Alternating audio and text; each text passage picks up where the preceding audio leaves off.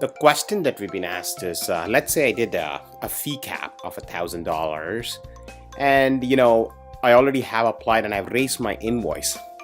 When I go to change my cap now, it tells me fee cap is read only, and you cannot change it. So does that mean I cannot charge this client anymore? The answer is not true. Obviously you cannot charge him more billable time. You cannot do more of your matter dockets. I mean, if you add any more docket, let's say I did a second client meeting and I put 2.3 hours or something like that, and I hit the save button, you will not see the projected balance go up. Even though your billable hours are going up, the cap will be exercised and you will not be able to do that. Now, that doesn't mean you cannot charge the client more stuff.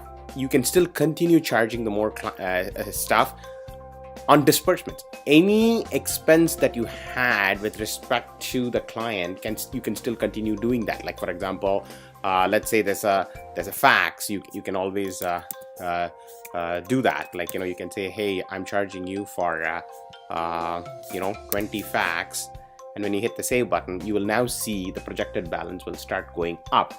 Now, if you want to charge client legal fee, the only way you can do that is add what we call consultancy expense. You could always say, hey, I'm charging you consultancy expense, right? And you can say legal fee, right? And let's say that's $300, right? You have to leave the bottom empty.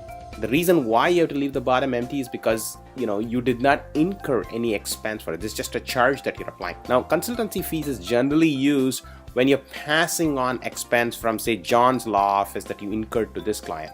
But you can also charge clients consultancy expense within the firm. For example, this is a fee that was exercised within the firm. So you would leave this all blank and you would hit the save button. Now you would see that the billable time will be increased by another $300 plus HST.